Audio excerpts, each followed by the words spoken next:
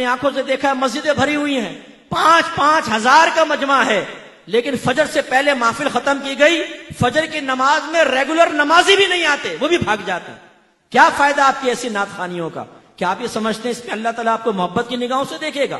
سرکار آپ سے راضی ہوں گے؟ نہیں، ہم قابل گرفت ہوں گے۔ یہ زیادہ سے زیادہ مستحب ہے، بیٹھے بیٹھے نہ بیٹھے نعت خوانی میں، کوئی فرض یا واجب نہیں ہے، لیکن نماز پڑھنا فرض، جماعت اختیار کرنا واجب۔ حضرت عمر فاروق ہر فجر کی نماز کے بعد مقتدیوں کے بارے میں دیکھتے تھے، کون آیا کون نہیں، پوچھتے تھے۔ دیکھا تو ایک نوجوان نہیں تھا، امیر المومنین ہے، لیکن گھر پہنچ گئے، دروازہ بجایا، ماں باہر آئی، فرمایا آج آپ کا بیٹا مسجد میں نہیں آیا، خیریت تو ہے؟ انہوں نے کہا کہ حضور وہ ساری رات نوافل پڑھتا رہا ہے، یہ نہیں کہا نعت خوانی میں بیٹھا ہوا تھا، دوستوں کے ساتھ چلا گیا تھا، ڈیوٹی سخت تھی، نہیں، وہ ساری رات نوافل پڑھتا رہا تھا۔ فجر کے ٹائم اس کی آنکھ لگ گئی اور اس کی جماعت نکل گئی۔ نماز قضا ہوئی یہ نہیں کہا ماں نے، جماعت نکل گئی۔ عمر فاروق رضی اللہ تعالیٰ عنہ نے فرمایا کہ اے خاتون، اگر تیرا بیٹا ساری رات سوتا رہتا لیکن فجر ہمارے ساتھ جماعت سے ادا کرتا تو اس کی فجر کی جماعت اس کی شب بھر کی عبادت سے بہتر تھی۔ خدا را اس خوش فہمی سے باہر آؤ، سنیوں باہر آ جاؤ۔ یہ ہمیں دھوکے میں مبتلا کیا گیا ہے کہ تم نبی کے نام کے نعرے لگاؤ، نعت خوانی کرو، نجات پا جاؤ گے۔ کوئی ایسے سٹینڈرڈ شریعت نے نہیں دیا، اطاعت رسول ہے۔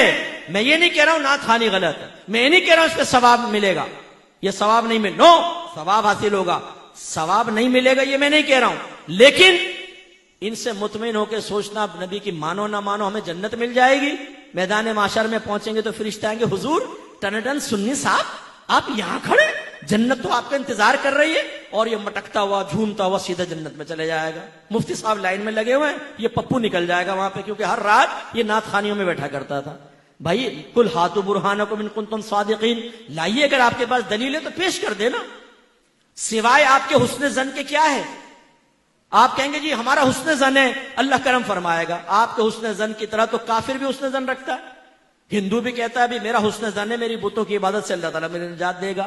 کرسچن بھی یہ کہتا ہے عیسیٰ علیہ السلام کو میں اللہ کا بیٹا مانتا ہوں، اللہ مجھے نجات دے گا۔ حسن زن پر فیصلہ نہیں ہوتا، ورنہ تو ہر ایک حق کہلائے، دلیل پر فیصلہ ہوتا ہے۔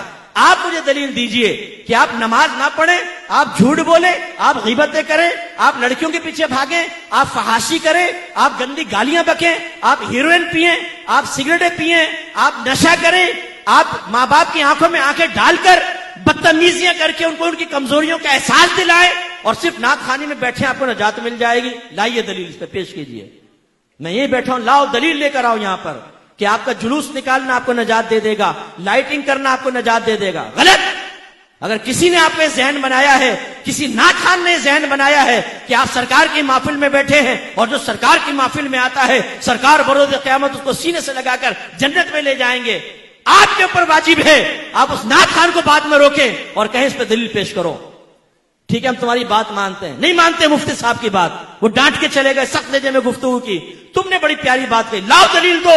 جب تک نعت خوان دلیل نہ دے بند کر لینا اس کو گھر کے کمرے میں، بولنا کہ نہیں جانے دیں گے۔ تم نے کیسے دھوکے میں مبتلا کیا، تم نے ہمیں نمازوں سے دور کر دیا، تم نے تقوی سے دور کر دیا، حرام کھا کھا کر نعت خوانیوں میں آ کر بیٹھ کر ہم سمجھتے نجات ہو جائے گی۔